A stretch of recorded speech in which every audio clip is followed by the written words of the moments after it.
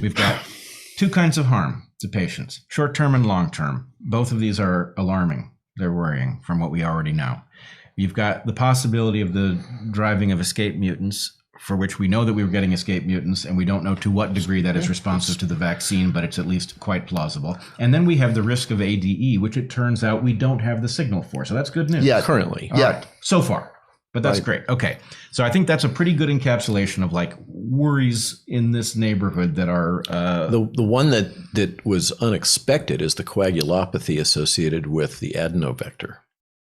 Okay.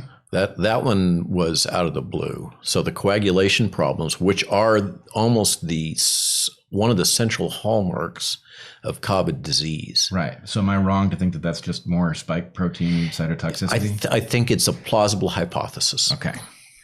All right. So... Wait, which means, in English, that means he agrees. No, it means it's he's a scientist. He gets what I mean.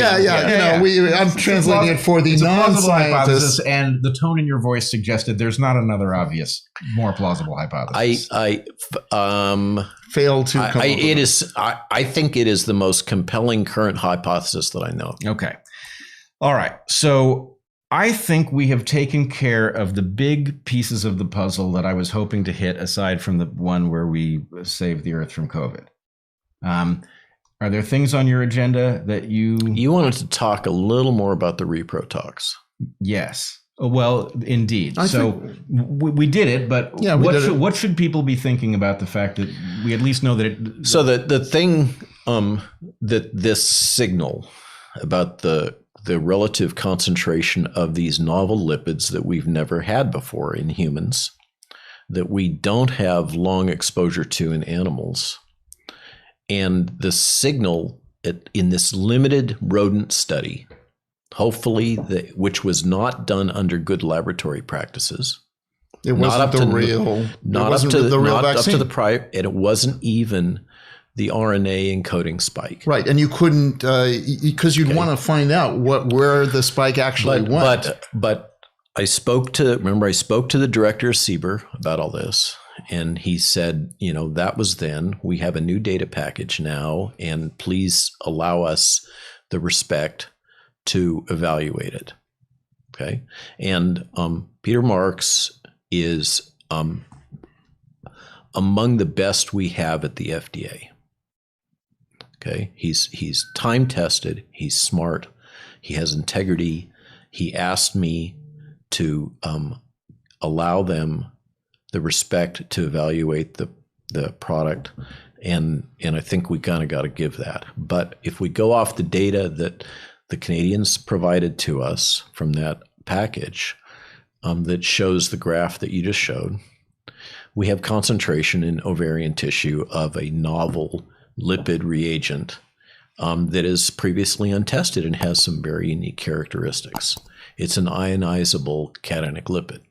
We just don't know what that means. Here's the thing.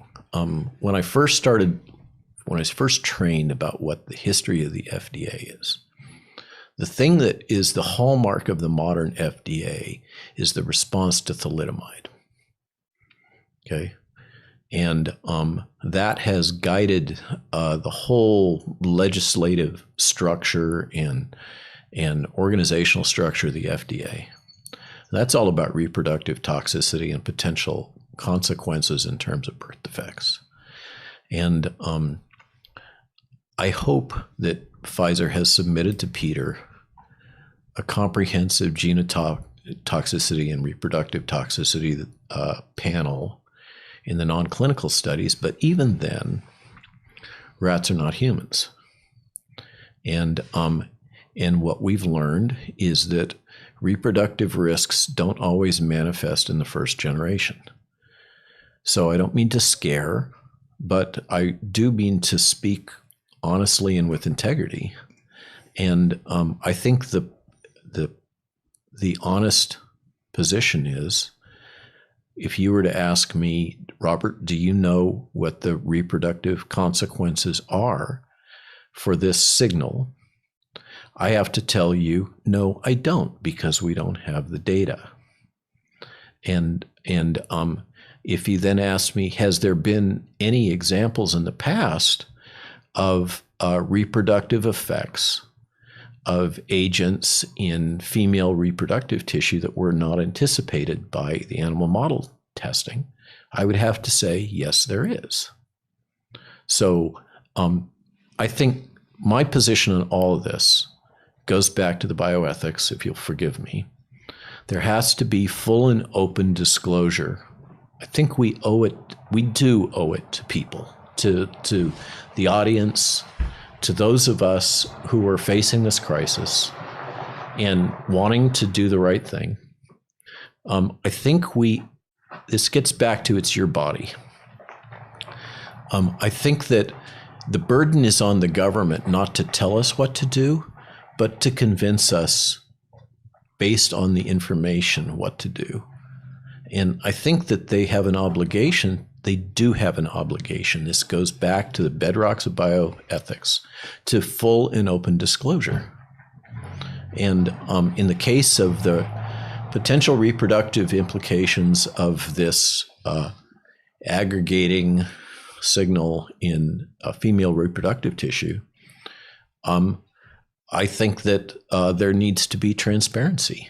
And I think that we have to not assume that reports such as dysmenorrhea, which are occurring, and you can appreciate if you're a young woman and you're having menstrual irregularities, it's kind of embarrassing socially to talk about it. And you're not going to rush off to the internet and go post it, even if you're a millennial. I don't think. So I think that we as a public health community, if I can speak for the public health community, really should err on the side of transparency and disclosure, and trust the American people and the people all over the world, the adults who are competent to make decisions for their own health. And for those adolescents and infants and youth, remember, they cannot give informed consent. They can't. By definition, the only people that can give it for them are their parents and their guardians. And I do feel pretty strongly that these things that I hear about now in multiple cultures, this strategy, we're going to give out ice cream to get the kids to get vaccinated, that's just wrong. Yeah. No, it's tantamount to evil in light of the very scary implications of the data. And we're gonna look back. We're gonna look back. You know, there's been times when, as a culture facing, as you know, many cultures facing major crises, war and other things, where there's been decisions made to cross ethical lines. And you know, in U.S. history recently, in our experience in World War II, we had the internment camps. Germany's had their experiences, heavens knows. It's easy in the fog of war, and I can tell you from being on the front lines of outbreak response, it is like war. And it's easy to make judgment calls where you say that the benefits merit compromising some of our core ethical principles. And invariably, in retrospect, we end up saying that was a mistake. Yep. And I'm going to leave it at that. All right. So I think, do you have a last point you want to make? And then I will deploy my plan and we'll see how that goes. Well, look, knowing what I know today, if I had known what I know today, I never would have vaccinated my 3 young daughters. I would have done whatever I could. You know, so they're of age; they can decide for themselves. But I would have done everything in my power to have tried to change their minds. And I don't have any boys, but if it were my children, I would do whatever I could to do that. I think I do not understand this push to let's accelerate the approval of this experiment. And to experiment on our kids is, to me, and the what really frustrates me is I know one of the cabinet members of the Biden administration, and I brought this to his attention numerous times, and he has tried to get the attention of the proper people, and I hear crickets. The bell doesn't ring. It doesn't register because it's against the narrative. Yeah. And there's a reason for that. It's like, because I sent it to a friend of mine yesterday, and I said, hey, could you get I've tried the secretary, and he was unable to get it to Biden's attention. Could you at least get it to, and mention someone who's a top staffer of Pelosi? And so he looked at the document. He probably spent 2 minutes looking at it. And he said, Steve, I love you. I've known you for a long time. You're a great guy. But I should show you the email, but it ended with, and you probably don't think that there was an attack on January 6th. And that is just, it's a non-sequitur. It's like, look, it's gaslighting. I mean, if you want to criticize what I've written, please tell me what's wrong, and I'll fix it. And I said, so tell me the truth. You just deleted it when you saw it. He said, no, I didn't delete it. I kept it around, but I didn't forward it, like he said he would. He said, forward it to me. I will send it to. So he just, cowardice. Yeah, I mean, this is important, right? I might be right on this, and every single thing I've seen, from talking to the paramedics, from talking to the doctors, seeing doctors fired, seeing paramedics intimidated, seeing my friends doing the next door surveys, every single time I try to look for, maybe, are they right? And I get nothing. I get confirmation the more I learn. And for me to try to convince an academic, and his argument was, Steve, you must be wrong, because all the academics say that it's safe and effective. Right. And you see these posts from, I commented on a post from one of the doctors at UCSF who says, I'm going to vaccinate my kid. And I said, well, you should look at this first. And so my friend's comment was, look, this is like global warming. And so there's the global warming deniers, and they're, deniers of, what happened. It's tribal. He goes and he says, look, you're up against everybody else says that it's safe and effective. All the academics say it's safe and effective. No one is raising any alarms.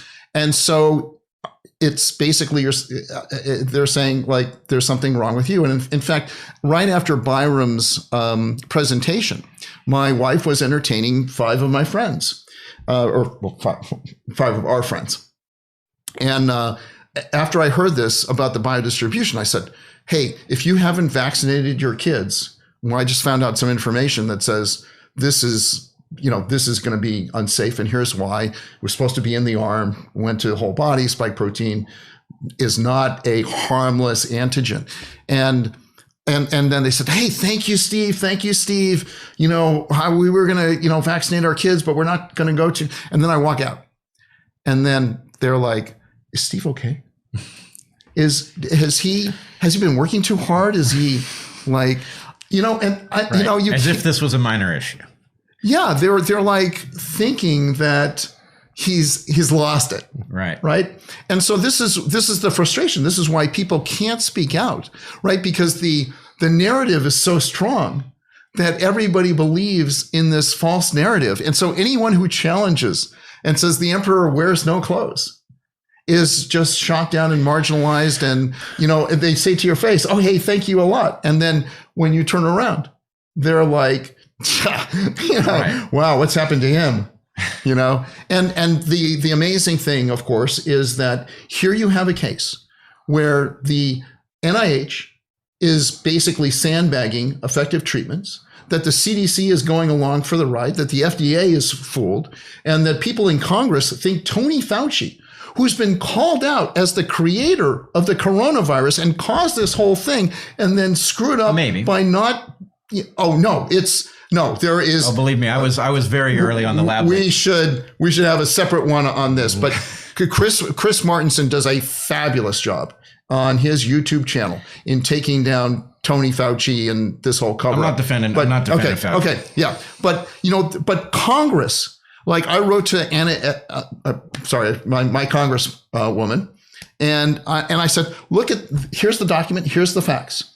How do you respond to this? She wrote me a nice letter that says the vaccine is safe and effective. We'll be rolling it out, and the CDC has found no problems. And I'm going well, they haven't even analyzed any of the cases, and they should be assuming that there's a vaccine. Like they halt things. Like their stopping criteria, should be 100 deaths or 200. Right. Anyway, Robert's right. They're gaslighting us. It's getting to you. I hear you. You sound completely rational to me, but look. I expected this. I knew. Right. I knew when I went into this that I would suffer. That right. I would be. Let me give you some comfort. 30 seconds of comfort, and then we're gonna fix the planet. Okay. This is always the case when you're at the tip of the spear. There's the parable, don't be a pioneer, all you get is arrows in the ass. Yeah. Okay. This is a paradigm shift problem. And the lovely thing about medicine is we've been through multiple cycles of this. The classic one is gastric ulcers and the bacterial basis for gastric ulcers, right. Which the guy that did that was subjected to everything that you're experiencing and more. Right. Okay. Oh, it is just, so I guess I'm saying, welcome to my world. Yes. I embrace you. And it's the nature. It is the red badge of courage. Right. He said I was politically incorrect. It's the red badge of courage that you're going through this, and you have the guts, despite all that, to continue to say whether you're right or wrong, to have the courage to go to swim upstream and say this isn't right.